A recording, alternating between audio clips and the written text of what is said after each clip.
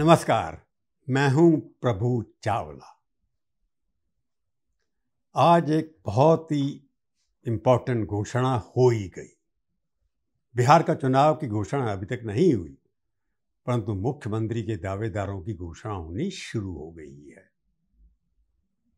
तेजस्वी यादव, जो लालू प्रसाद यादव के छोटे सपुत्र हैं, उन्होंने पहले ही घोषणा कर दी थी कि वो मुख्यमंत्री के दावेदार हैं। परंतु अब महागठबंधन ने भी मजबूरी में समझिए या लगा कि उनके बिना हम जीत नहीं सकते, उन्होंने भी उनका समर्थन कर दिया। तो तेजस्वी यादव अब अपोजिशन के उम्मीदवार के औपचारिक रूप से कैंडिडेट बन गए हैं। बिहार की राजनीति की चर्चा अगर हम करें, वहाँ एक चेहरा और भी नाम चल रहा है। सुबुगाट जिसको बोलते हैं, र्यूमर्स बोलते हैं, बातचीत में कहते हैं, उनका नाम है चिराग पासवान। चिराग पासवान ने खुद अपने आप को मुख्यमंत्री का कैंडिडेट अभी तक घोषित नहीं किया है, परंतु उनकी पार्टी के लोग उनका नाम बढ़ा रहे हैं। वो कहते हैं वो ज़्यादा दावेदार अच्छे हैं एनडीए के। क्या चिराग पासवान और तेजस्वी दोनों मिलकर एनडीए के कैंडिडेट जो हैं नीतीश कुमार या बीजेपी का कैंडिडेट कोई और होगा, उनके लिए कोई मुसीबत खड़ी कर सकते हैं या नहीं? इसी पर आज की होगी प्रभु वाणी। अगर इतिहास में जाएं तो लोगों ने बहुत सुना था कि महाभारत का युद्ध हुआ था, जिसके अंदर कौरव और पांडव आपस में लड़े थे। उनकी लड़ाई हस्तिनापुर में हुई थी। ऐसी ही कुछ कहानी कहते हैं कि पाटलिपुत्र में हुई थी, जहाँ पर घनानंद और चंद्रगुप्त मौर्य के बीच में युद्ध हुआ था, और चंद्रगुप्त मौर्य के गुरु थे चाणक्य, जिनकी वजह से उनकी जीत हुई थी। तो उस तरह का कोई कह सकते हैं आप पॉलिटिकल झगड़ा या वॉर या युद्ध वहाँ पर होने जा रहा है। और उसके अंदर कौन घनानंद है और कौन चंद्रगुप्त है, ये तो स्पष्ट नहीं है, परंतु जातियों को लेकर के चलें तो बड़ा स्पष्ट हो जाता है। एक तरफ तो तेजस्वी यादव हैं, जो मुस्लिम और यादव समुदाय को मिलाकर के चलते हैं। दूसरी तरफ है नीतीश कुमार, जो अति बैकवर्ड लोगों को मिलाकर के चलते हैं, और जो अपर कास्ट के साथ बीजेपी है, वो सब मिलकर के आपस में लड़ाई कर रहे हैं। तो इस लड़ाई के अंदर असली लड़ाई क्या है? विरासत की लड़ाई है। विरासत क्या है कि लालू प्रसाद जी ने, जिन्होंने आरजेडी खड़ी की, जो जयप्रकाश नारायण के चेले थे, जिनकी वजह से राजनीति में आए, उन्होंने अपना एक क्षेत्रीय जल बनाया और पिछले 40 सालों को क्षेत्रीय जल को चला रहे हैं। जीतते भी रहे, हारते भी रहे, केंद्र के अंदर वो किंग मेकर रहे। उनकी वजह से वहाँ पर कोई सरकार दिल्ली में बनती नहीं थी, उनकी वजह से सरकारें गिरी भी और खुद प्रधानमंत्री नहीं बन पाए। परंतु उनका एक ही किस्सा था कि उन्होंने मुलायम सिंह यादव को प्रधानमंत्री नहीं बनने दिया। दो यादवों की लड़ाई में, हालांकि दोनों रिश्तेदार हैं अब। तो ऐसा लगता है कि क्या उनका बेटा जो वहाँ पर बैठा है अभी आकर के, तेजस्वी यादव, क्या अपने पिताजी को जो विरासत मिली है, उनको सामाजिक न्याय की बात करते हैं, वो क्या बेटा उस विरासत को आगे बढ़ाने में सफल होगा? नहीं। पिछला इलेक्शन 2020 के अंदर भी तेजस्वी यादव के नेतृत्व में लड़ा गया था, क्योंकि लालू प्रसाद जी उस वक्त जेल में थे। तो उस वक्त काफ़ी सीटें मिली थी उनको। तो 2020 के अंदर जो चुनाव हुआ था, उसके अंदर जाकर के कुछ चंद सीटों से पीछे रह गए, परंतु मुख्यमंत्री नहीं बन पाए। हालांकि डिप्टी चीफ मिनिस्टर बने थे। 2015 के अंदर तेजस्वी यादव ने पहली बार चुनाव लड़ा, और 2016 के अंदर नीतीश के नेतृत्व के अंदर वो वहाँ के डिप्टी चीफ मिनिस्टर बने। सबसे कम उम्र के डिप्टी चीफ मिनिस्टर इतिहास के अंदर वही बने। पर सरकार जैसे नीतीश कुमार जो हैं, उनका तो रिकॉर्ड है पार्टी तोड़ने का और मुख्यमंत्री करने का। लगभग आंकड़ों के हिसाब से ऐसा लगता है कि 9 बार उनका मुख्यमंत्री की शपथ ग्रहण हुआ, 5वीं बार वो लगातार मुख्यमंत्री बन रहे हैं। तेजस्वी नाम के नाम से अलग से वोट मिलेंगे? क्या लोग तेजस्वी को वोट दे रहे हैं या लालू प्रसाद यादव को वोट दे रहे हैं? इस चुनाव के अंदर फैसला ये होगा। जो लालू जी के साथ जुड़े लोग हैं, पुराने किस्म के लोग हैं, अभी तेजस्वी की अगर आप टीम देखेंगे, उसके अंदर लालू प्रसाद जी के पुराने लोग अभी दिखाई नहीं देते। ये जो अपने 33-35 वर्ष के जो लोग व्यक्ति हैं, अपने तेजस्वी जी, वो अपने साथ एक नया समीकरण खड़ा कर रहे हैं, काफ़ी मेहनत कर रहे हैं। राहुल की सारी यात्रा में वो शामिल भी थे, जैसे उनका 3 लड़के वहाँ पर थे। पर सवाल ये है कि तेजस्वी क्या कोई अपनी फिलॉसफी है, अपनी कोई विचारधारा है? जैसे लालू जी कहते थे कि मैं सब कम्युनल फोर्सेस के लड़ूंगा, उनके पास क्या क्लेम करते हैं हर बार वो, मैंने अडवाणी जी को जेल के अंदर डाला, रथ यात्रा मैंने लुकाई।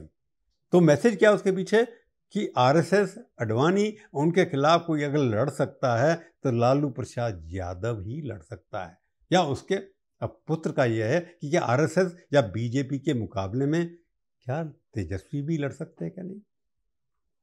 तेजस्वी ने अपनी टीम बनाई भी है कि नहीं? क्योंकि उनके बारे में ये था कि वो भी गायब हो जाते थे। पिछले जब 2020 के बाद इलेक्शन हुआ, उनका कोई दिखाई नहीं दिया कि कहाँ गए, अंडरग्राउंड हो गए, कहाँ गए, नहीं क्या। उनकी शादी भी हुई, अपनी पहले जो उनके साथ स्कूल के अंदर कन्या उनका पड़ती, उनके साथ उनकी शादी भी हुई। अभी थोड़े वो मैच्योर दिखाई देते हैं, तो उनको लगा कि कुछ करके दिखाना चाहिए। रोजगार योजना सबसे ज़्यादा नौकरियाँ उन्होंने दिलवाई, वो उनका हाई पॉइंट था पॉलिटिकल कैरियर का। ऐसा लगता था कि तेजस्वी यादव के पास कोई गवर्नेंस का मॉडल भी है, सरकार शासन कैसे चलाना है, उसमें प्रायोरिटी क्या है। बिहार के अंदर बेरोजगारी होती है, इसलिए बेरोजगार लोगों को नौकरी देनी है। इस बार उन्होंने वोट चोरी का भी साथ उठाया, परंतु उतना वो चलाएगा नहीं, वोट रहे या नहीं रहे। पर तेजस्वी यादव के ऊपर सवाल यही उठता है कि वो अपने बलबूते के ऊपर क्या पार्टी को सत्ता में लाकर खड़ा करेंगे?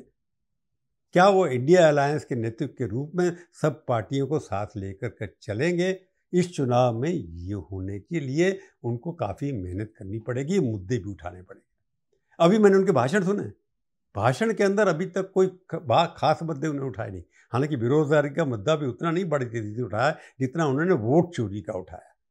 तो तेजस्वी के लिए जैसे लालू जी थे, वो हमेशा आइडियोलॉजिकल सैद्धांतिक मुद्दों को उठाते थे, अटैक करते थे। तो तेजस्वी यादव, जो कि यंगर जनरेशन जो है, वो इमीडिएट फ़ायदा कैसा होता है उसकी बातें उठते हैं। तो तेजस्वी यादव को ये पूरा करना होगा कि वो उनके असली वारिस हैं। लालू प्रसाद जी के बेटे हैं, ठीक है, परंतु पॉलिटिकल दृष्टि से, राजनीतिक दृष्टि से वो उनके राजनीतिक वारिस भी हैं। उसको आगे लेकर के चलेंगे, क्योंकि बिहार के अंदर रीजनल पार्टी को जिंदा है वो आरजेडी ही है अभी तक। दूसरी रीजनल पार्टी उतने लेवल पर खड़ी नहीं हुई। छोटी छोटी पार्टियां 10-12 बहुत है वहाँ पर, लोगों ने बनाई। वीआईपी पार्टी है, कोई मुस्लिम की पार्टी है, ऐसे ही प्रशांत करोड़ ने भी अपनी पार्टी खड़े कर दी, क्योंकि वो काफ़ी जगह काम कर चुके हैं सर्वे करने का। उनको लगा मेरे पास पैसा बहुत है, उन्होंने भी एक पार्टी खड़ी कर दी। परंतु वहाँ पर जो असली पार्टियाँ काम करती हैं, बीजेपी के अलावा, बीजेपी के पास सबसे बड़ी पार्टी है, परंतु कोई नेता नहीं है। कांग्रेस के पास नंबर 2 की 3 की पार्टी है, पर उनके पास भी नेता नहीं है। कांग्रेस एक ऐसी चीज़ है, क्योंकि डीएनए के, भारत के देश के अंदर कांग्रेस के डीएनए ब्लड में है कि हर गांव में कोई ना कोई कांग्रेस का वर्कर आपको झंडा मिल जाएगा, इसलिए कांग्रेस वहाँ पर जिंदा है। कांग्रेस का नेता नहीं है। इसलिए रीजनल पार्टी के अंदर अगर कोई ऑल्टरनेटिव है, वो नीतीश कुमार है। नीतीश कुमार क्योंकि बूढ़े हो गए हैं और ज़्यादा एक्टिव नहीं हैं, उन्होंने अपने बेटे को थोड़ा एक्टिव किया, निशांत को। तेजस्वी के मुकाबले में अभी तक कहीं नहीं भी खड़ा हुआ वो। परंतु नीतीश अगर हटते हैं तो रीजनल पार्टी का नेता जेडीयू के पास भी नहीं है। ललन प्रसाद जी नहीं बन सकते वहाँ पर नेता, वहाँ पर, क्योंकि एक तो कास्ट उनके साथ नहीं है पॉलिटिकल दृष्टि से। तो जेडीयू भी रीजनल पार्टी होने के बाद भी वहाँ पर उसका रेलेवेंस धीरे धीरे खत्म होता चला जा रहा है। और तीसरी बात क्या है कि कांग्रेस के पास नेता नहीं है, और बीजेपी के पास नंबर हैं, परंतु नेता उनके पास भी नहीं है। अभी सर्वे किसी ने करवाया, सर्वे के हिसाब से अभी भी सबसे पॉपुलर चीफ मिनिस्टर का कैंडिडेट कौन है? नीतीश कुमार जी है। उन्होंने अभी पेंशन की स्कीम शुरू की, बढ़ा दी 1500 से बढ़ा करके। महिलाओं के लिए उन्होंने बढ़ा दी सब चीज़ें, और बाकी चीज़ें भी करने वाले हैं। बिजली 125 यूनिट की फ्री कर दी, तो उससे उनकी पॉपुलरिटी बढ़ी है। परंतु एंटी इनकम्बेंसी की 5वीं बार बने हैं, उनके खिलाफ जा रहा है। तो बात पलट के आती है, अगर नीतीश नहीं तो कौन? तो ही नंबर 2 पे 33% पॉपुलरिटी, लोगों की चॉइस अभी भी तेजस्वी यादव हैं। तो एक पॉलिटिकल राजनेता लालू प्रसाद जी का बेटा तेजस्वी यादव 2 बार डिप्टी चीफ मिनिस्टर रह चुका है। अब सवाल जुड़ता है कि एक और भी नेता बिहार के अंदर बहुत बड़ा था, वो भी जाति के हिसाब से, दलितों के नाम से खड़ा हुआ। उसकी भी बहुत इच्छा थी कि वो वहाँ के चीफ मिनिस्टर बने, उसी वजह से उन्होंने पार्टियाँ छोड़ी, बनाई। उनको कहा जाता कि वो मौसम वैज्ञानिक हैं। वो बीजेपी के साथ जुड़े कि मेरे को मुख्यमंत्री बनाओ, तो उन्होंने नहीं बनाया। कांग्रेस के साथ जुड़े, फिर इन्होंने मुख्यमंत्री नहीं बनाया।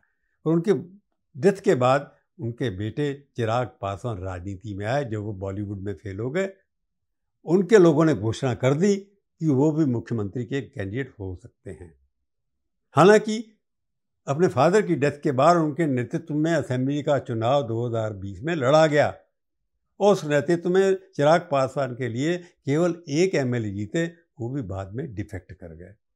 एमपी जो जीत करके आए थे उनमें बंटवारा हो गया, उनके चाचा अलग हो गए, ये अलग हो गए, और मोदी जी ने चिराग पासवान को चुना क्योंकि उनको जवान चेहरा चाहिए था जो वहाँ पर दलितों का नेता बन सके, क्योंकि बीजेपी के पास अपना दलितों का नेता नहीं है। अगर सर्वे के हिसाब से देखा जाए, नीतीश कुमार नंबर 1, तेजस्वी यादव नंबर 2 और चिराग पासवान नंबर 3, यानी कि 8% लोग या 8 से 9% लोग ये चाहते हैं चिराग पासवान वहाँ के मुख्यमंत्री के अच्छे कैंडिडेट हैं। तो इतनी छोटी उम्र के अंदर, वो भी लगभग 43 साल के होने वाले हैं, उनकी उम्र है, देखने में अच्छे दिखाई देते हैं, अच्छे फैशन करते हैं, अच्छे भाषण भी कर लेते हैं।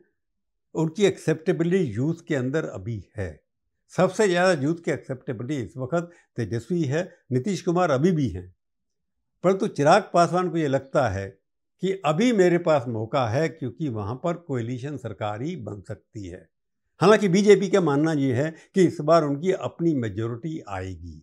मोदी जी का नाम अभी भी वहाँ पर चुनाव जो है बिहार के अंदर मोदी जी के नाम से जीता जाता है, बीजेपी के नाम से नहीं। अगर मोदी चुनावी पर कैंपेन करें, अभी देखा होगा कि कल की मीटिंग के अंदर जब उनके माता जी के ऊपर अटैक हुआ, भद्र पे उनकी भाषा यूज़ की उनके लिए, लोगों के आंसू आ गए थे। तो मोदी जी की पॉपुलैरिटी है, परंतु लोकल नेता के अंदर वहाँ पुत्रों की लड़ाई हो रही है कि अगर एक पुत्र आज बनता है, कल आने वाला दूसरा पुत्र कैसे बनेगा। कंपटीशन ये है। अगर आज हमारे पास तेजस्वी यादव बन जाते हैं, अगर चुनाव जीतते हैं, अगर कल बीजेपी के पास कोई कैंडिडेट नहीं है, तो अभी कोशिश ये रहेगी, चिराग पासवान इस चीज़ का कंपटीशन कर रहे हैं कि वो मैक्सिमम सीटें लेंगे और मैक्सिमम सीटें जीतेंगे, जिसकी वजह से बैलेंस ऑफ पावर उनके पास रहेगा। तो ऐसा लगता है कि चिराग पासवान की लोक जनशक्ति पार्टी बैलेंसिंग होगी। उनको लगता है कि 20-25 सीटें अगर जीत आएंगे तो मुख्यमंत्री मैं बन जाऊंगा, क्योंकि मेरे बिना उनकी सरकार नहीं बनेगी। तो एक उनके दिल में पैदा हो गया है। तो इसलिए वो कोशिश भी करें कि यहाँ पर कम है काम करते हों, दिखाई बिहार में ज़्यादा देते हैं। उनका फूड प्रोसेसिंग मिनिस्ट्री है, कैबिनेट मिनिस्टर हैं, परंतु दिल्ली में मंत्री बनना और मुख्यमंत्री बनना, उसमें फ़र्क होता है। मुख्यमंत्री के पास पूरी पावर होती है, यहाँ के मंत्री के पास कोई ज़्यादा पावर नहीं होती। इसलिए उनको लगता है कि बैलेंस करने के लिए कैंडिडेट बनना ज़रूरी है और अपने सीटें इतनी लानी हैं जिससे बार्गेनिंग की जा सके। दूसरी तरफ कोई बार्गेनिंग है नहीं। तेजस्वी यादव तो बाय डिफ़ॉल्ट, बाय कंपल्शन, ज़बरदस्ती चीफ मिनिस्टर कैंडिडेट, कांग्रेस की सीटें अगर 19 थी पहले, अगर वो बढ़ती हैं, उनके पास जो 76 सीटें थी वो बढ़ती हैं, तब जाकर के उनकी मेजॉरिटी बनेगी। और बाकी छोटी मोटी पार्टियां उनके साथ हैं। टक्कर कांटे की ज़रूर है, परंतु पासवान जी के पास, चिराग पासवान के पास 4 से 5% वोट हैं। अगर वो अलग से लड़े तो वोट बीजेपी के कटेंगे, ये भी पता है उनको। और जब अपने फादर की नेचर चलते वो पार्टी छोड़ के चुनाव अलग से लड़ भी सकते हैं कि उम्र उनके साथ है। तो 5-6% की वजह से जो एनडीए की जीत है वो हार में भी बदल सकती है और जीत भी डबल हो सकती है। उधर कांग्रेस वो सब इकट्ठे हैं, तो चिराग पासवान भी अपने आप को उस लाइन में खड़ा कर रहे हैं कि एक बार घोषित हो जाए कि मैं भी चीफ मिनिस्टर बन सकता हूँ। ये बच्चों की लड़ाई विरासत की लड़ाई है कि दलित नेता भी वहाँ पर मुख्यमंत्री कभी बनना चाहिए, क्योंकि भोला पासवान कभी किसी ज़मान में एक बार मुख्यमंत्री बने थे। उसके बाद मेरे को याद नहीं है कि कौन सा वहाँ पर मुख्यमंत्री दलित बना कि नहीं बना। बिहार के अंदर हमेशा यादव बने, ठाकुर बने, ब्राह्मण बने, भूमिहार बने, परंतु दलितों को वहाँ पर मुख्यमंत्री बनाने का मौका ज़्यादा किसी को मिला नहीं है। एक बार मुस्लिम भी बने वहाँ पर, अब्दुल चचा, गफूर चचा। तो जब विरासत की लड़ाई को देख करके चलते हैं, मेरे को लगता है कि कहीं चिराग पासवान बीजेपी के लिए सिरदर्दी तो नहीं बनेंगे अगर उनका एम्बिशन ज़्यादा हो गया। तेजस्वी तो सिरदर्दी हैं ही कि तेजस्वी को आप अनपॉपुलर नहीं कर पाए, उनकी पॉपुलैरिटी में ज़्यादा कमी नहीं आई। तो बिहार की लड़ाई के अंदर ये राहुल, राजीव गांधी के बेटे, तेजस्वी लालू प्रसाद यादव के बेटे, चिराग रामविलास पासवान के बेटे, ये जितने भी बेटे हैं वहाँ पर, वो अपने अपने विरासत की लड़ाई बचाने की कोशिश कर रहे हैं। चुनाव भी बताएगा कि विरासत किसकी अच्छी है, लोगों ने किसको एक्सेप्ट किया, किसको राजा माना अपना। आज की प्रभुवाणी में इतना ही। फिर मिलेंगे एक बार, किसी और विषय पर बात करेंगे। तब तक के लिए प्रभु चावला का नमस्कार। पर एक बार फिर प्रार्थना करता हूँ कि आप मेरे YouTube चैनल को सब्सक्राइब करिए, उसको शेयर करिए, बांटिए लोगों में, और उसके ऊपर टिप्पणियाँ ज़रूर लिखिए, कमेंट ज़रूर लिखिए। अभी बहुत सारे कमेंट आ रहे हैं, उसमें कुछ लोग मेरे को गोदी मीडिया बोलते हैं, कुछ लोग मेरे को कांग्रेस के चमचा बोलते हैं। मेरे लिए दोनों तरफ से जो आ रहा है, इससे लगता है कि मैं ठीक काम कर रहा हूँ। परंतु आप लिखते रहिए, जो भी मन में आए, उससे मेरे को सुधारने का मौका मिलेगा। परंतु जितना भी अच्छा बुरा लिखेंगे, मैं बिल्कुल उसको बुरा नहीं मानूंगा।